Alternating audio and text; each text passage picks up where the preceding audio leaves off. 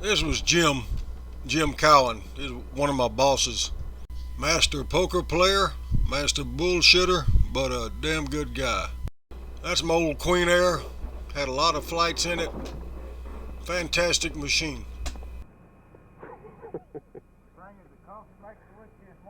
The coffee maker.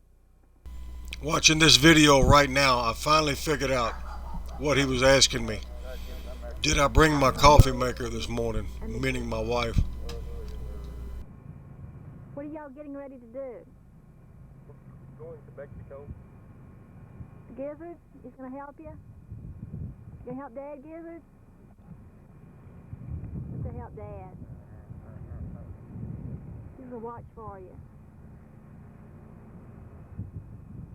This is the plane Billy flies. I look calm, but there was always a lot of anxiety before a flight. In fact, the whole damn flight.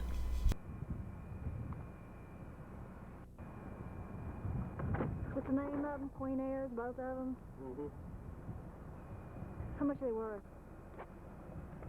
About 40,000 apiece. Oh. This is the Queen Air Al Parker was captured in Mexico City when I had to turn around that night. He spent about a year in jail, maybe a little more. This is looking south on the south ramp at McAllen. Ben O'Neill's headquarters was to the left. The green airplane belonged to Jim Falls, real nice guy. At Beach 18 it crashed. They all crashed. I forgot where it crashed. Oh, it could have been on the beach near La Pesca. I'm not sure about that though. But they got shot down. Knocked one engine out, and he couldn't fly, of course, on one, so he had to land. They came in after him. That's a nice shot of the entire ramp on a non-busy day. That guy there is Cliff, the old ex-Air Force B-47 pilot. To him on the right is my boss, Dean. Real nice, laid-back guy. Really like that guy. He's still living, I think. There's a loader there standing beside the truck. They just finished loading my Queen Air with silk. It's going to Monterey late in the day. It was a real heavy load. Let's see where it goes. You see the altimeter, 3,000 feet? That's as high as I could get. It wouldn't go any higher. That's how loaded it was. I'm running 32 inches of manifold pressure from my normal 29 and headed near Monterey right now. Never been here before. I was going on lower end coordinates only that were given to us by a Mexican. So, I didn't know if I'd find the strip or not. It's getting dark. I mean, it was all a damn. It was a circus, really. You really put your neck out on a limb, I'm telling you. No bullshit. This is getting close to the strip, coming down now. Strip is coming up here in a second, you'll see it. And the coordinates were correct. I was able to find it. I think I said I'm about 15 minutes out or something like that.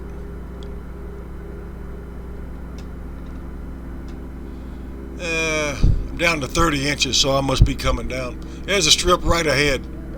Right ahead. Never been here before. I got a real heavy load.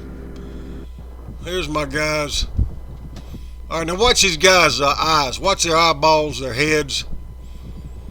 And you'll see. You'll catch them here looking around. They're looking around, and you know damn well they ain't paid off nobody to use this damn strip. It probably belongs to a farmer or rancher. Probably a rancher. But you can look at them. You can tell they're nervous. And I got my eyes on that wood line. You see now I'm pointing the camera. I'm looking for people coming. But I'm looking at both sides of the wood line. The large woods on the right. That was going to be my escape route. And I'm still eyeballing the woods, expecting anybody to come out of there. Or a truck to come roaring down the strip. Anyway, keep your eyes on these guys. You'll see them here in a second. Start looking around. I got the motors running. Always leave them running. never ever shut them damn motors down if I didn't have to. Right now, with that door open like it is, I'm gone. I don't give a shit about that damn door. I can be in that cockpit from my position here into that cockpit and put the power on it within 10 seconds. 10 seconds, I'm adding power, I'm gone. The Hefe right now, the boss, is fixing to come over and talk. He's delivering a message for Armando and his dad. This was Armando and his dad's load. It was going to Monterey, like I said. He's telling us right now that they were held up by mud or flow hole.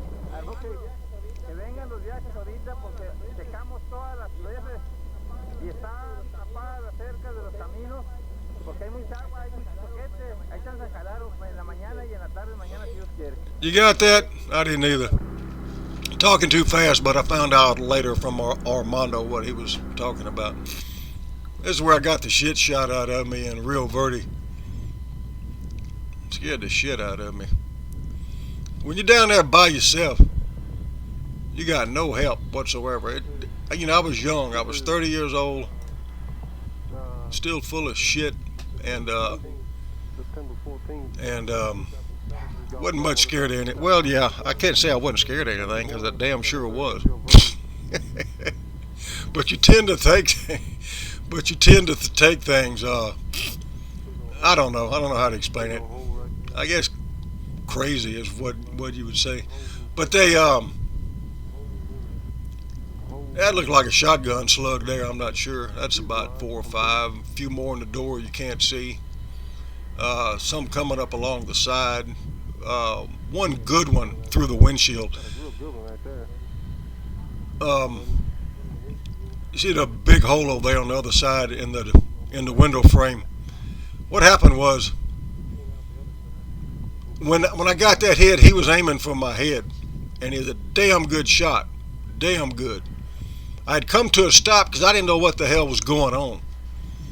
I heard all this banging and slamming. You wouldn't believe how loud them damn things were. Now, at first I thought this was shotgun blast, but it ain't. It's bullet holes. Somebody was just aiming low. They were probably trying to hit the motor. And I got shot up in the Queen Air too, but I didn't have any pictures or anything on that. That happened around. It was called the Powerline Strip in just about 20 miles outside of Veracruz. But anyway, that's Jim under the wing on the other side. It took him about 8 weeks to patch all them holes. But what happened was I'd come to a stop. This guy shot. You can see it ricocheted right there and went out the other side. But what was bad was that at the time I had my head forward because I was trying to see who the hell. I still hadn't figured out the son of a bitches were shooting at me, and he barely missed my forehead because I got sprayed with plexiglass. And I'm surprised it didn't take out my eyes. There's the exit hole there. I had my head right up in there like a dumb ass.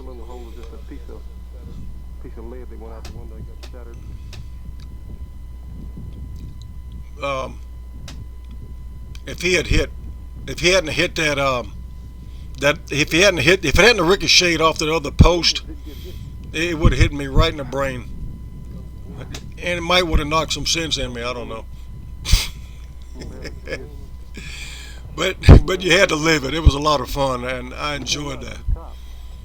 I can't say I enjoyed the hell out of it, but that's about the best way I can explain it. It was just a hell of a lot of fucking fun. If you didn't get shot. This one here came from up under the wing and out the top. I was getting shot from both sides. I had to turn around because I didn't have enough room to take off. And when I turned around, I got shot from this side.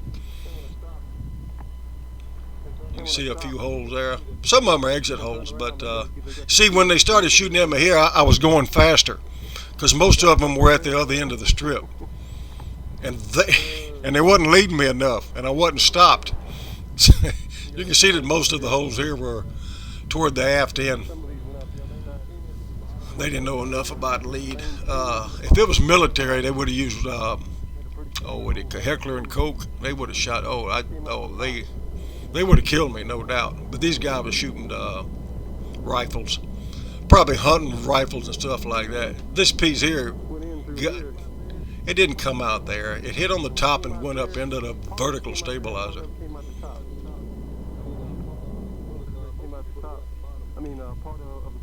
In fact, I don't understand how that one on underneath made such an exit hole. How in the hell did that get to be an exit hole on the bottom when they were shooting at me from the side? That don't make any sense. But anyway, that's some more in the tail. They were way off here. And that's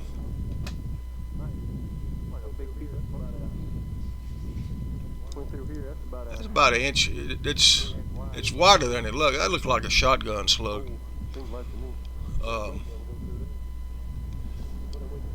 Anyway, it should be over in a second.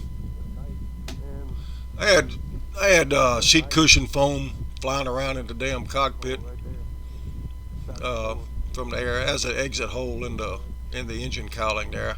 You see, you can understand how in the hell did it not hit anything critical. The only thing it hit critical was that outboard fuel tank there.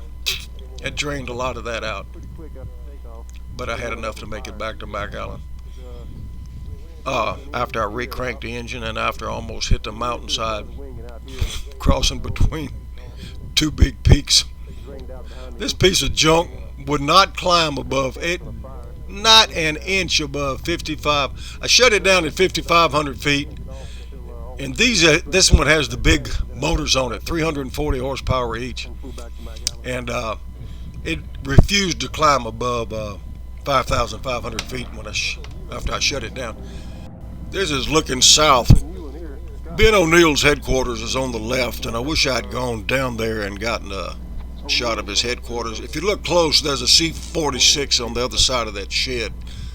The Skyfreighter aircraft just came in. It looks nice, and I can't remember who owned it. But it didn't hang around long. It either crashed or something. That DC-3 is the one that me and Chuck almost nosed over in Lyon, a strip near Lyon. And that was before it happened, of course. This one got shot up pretty bad. They said 93 bullet holes, but hell, it could have had 80. It could have had 150.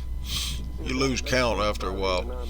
After it got shot with machine gun fire, got about 93 bullet holes in it. Yeah, 93. That's what they say. From the Mexican government. They got it back. Sometimes you can get your aircraft back. You know, it doesn't happen often, but if it's in the right hands and the guy's hungry for money, you can get your airplane back. It depends on the commandante and how far it is in the system. This belongs to Jim Falls or Terry Nord. Jim Falls was a real nice guy. I flew a few trips with him. The only thing I didn't like was he flew low. We were out over the Gulf at 1,500 feet with a load way east of Veracruz. I think he had a cowling come off of it one night down there south of him, and had a fire. Yeah. And airplane went into a dive and all kind of. Yeah, they almost crashed it that night. He was able to get it back home again. They had to unload half the airplane, I think, in order to make it stay in the air. I've flown a couple of trips on it. Yeah, it's Terry Nord. Terry Nord, N-O-R-D, I think. The C-46s, I don't know where they are. One was captured, and the other one, I don't know where the other one is. Now this is good. You'll see this. You can see it on its gear here in a second. You'll see it without the gear. And the props. The props curled back.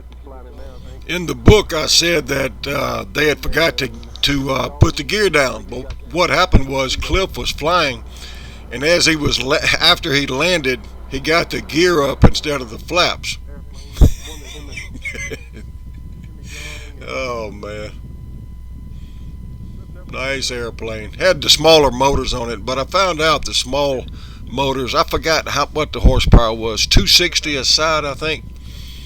But the 260s flew as well as the 340s I had for some odd reason. And messed up the propellers, as you can see, and the rotating ricket on the bottom. What a mess. Good job on the propellers. Yeah, they look cute. Propeller's got a new hairdo. Good job on the propellers. The engines might be okay, I don't know. Kind of strange down the Slid in the home plate, I said. I don't know if you caught that. This is my first trip into Costa Rica.